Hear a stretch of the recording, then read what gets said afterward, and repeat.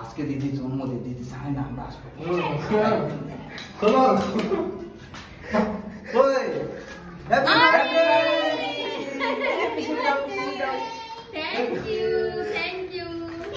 এটা কার বুদ্ধি শুনি? তো guys, welcome back to my channel Manisha blogs. আপনারা দেশ এবং দেশের বাইরে থেকে যে যেখান থেকে দেখছেন, আশা করি সবাই খুব ভালো আছেন।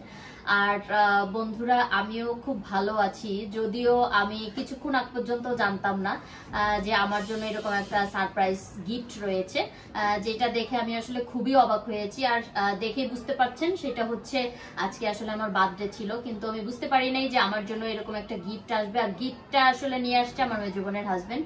আর আপনাদের তো আমি এর আগেও অনেক ভিডিওতে বলেছি যে আসলে আমার মেজ বোন এবং হচ্ছে আমার অন্যান্য ভাই বোনেরা সবাই, ভাইয়ের ওয়াইফ সহ সবাই খুব আমাকে সমস্ত কিছুতেই খুব উৎসাহ দেয় বা আমার পাশে থাকে। আর এই মেজ বোনটা একটু সবসময় একটু অন্যরকম থাকে। আর আজকে আসলে আমি অনেক বেশি খুশি হয়েছি। আর ও হয়তো আমার ভিডিওটিও দেখবে। ও আমাকে অনেক সুন্দর করে লিখে সে ফেসবুকে উইশ করেছে, যেটা দেখে আমি খুবই খুশি হয়েছি। আর সাথে সাথে ধন্যবাদ দেই আমার মেজ বোনের হাজবেন্ডকে যে ও এই কেকটি, সুন্দর কেকটি নিয়ে আসছে। তো দেখে আসলে আমি খুবই খুশি হয়েছি। তো ধন্যবাদ পিটারকে। আর আজকে আসলে আমার বার্থডেতে অ্যাটেন্ড হয়েছে আমার একমাত্র পুত্র, আমার ছেলের x-triple.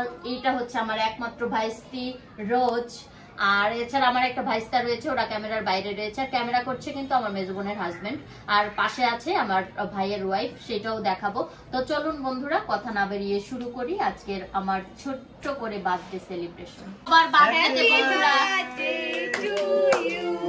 Happy birthday to you, happy birthday to you, happy birthday dear বর্দি, হ্যাপি বার্থডে টু ইউ। তো বন্ধুরা, আমি কিন্তু সবার বার্থডেতে খুব সুন্দর করে গান গাই, বুঝতে পারছেন? তো আজকে আমি গাইতে পারলাম না যেহেতু আমার নিজের বার্থডে, কিন্তু তারপরেও আমি খুব আনন্দ পেয়েছি। আমার ভাইস্তি খুব সুন্দর করে সে গান গেয়েছে, তো থ্যাংক ইউ। আর এই সময় আসলে বন্ধুরা, আমি আমার আর একটা ছোট্ট বাবা, দুইটা ছোট্ট বাবা রয়েছে, নিক মেলভিন এবং হচ্ছে আর্থার বাবা, ওদেরকেও স্মরণ করি।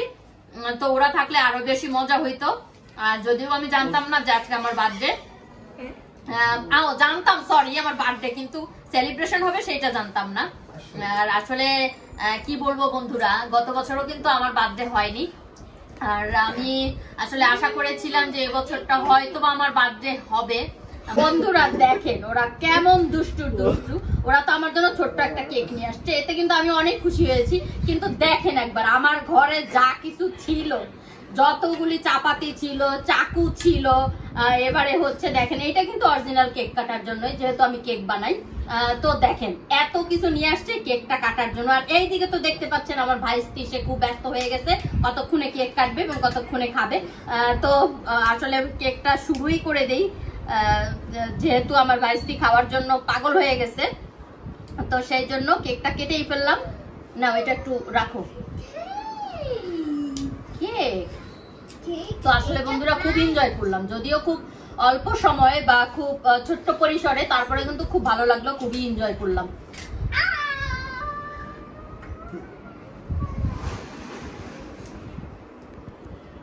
আচ্ছা, এবারে হচ্ছে কেক খাওয়ানোর পালা। তো রোজকে আমি খাইয়ে দিচ্ছি। রেক্স আসো,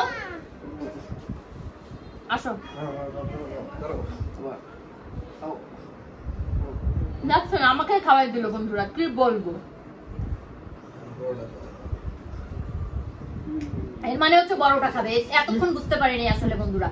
শাওন আসো, নিচে কাটাকাটি হয়ে যাইতেছে, আসো আসো এই আসো।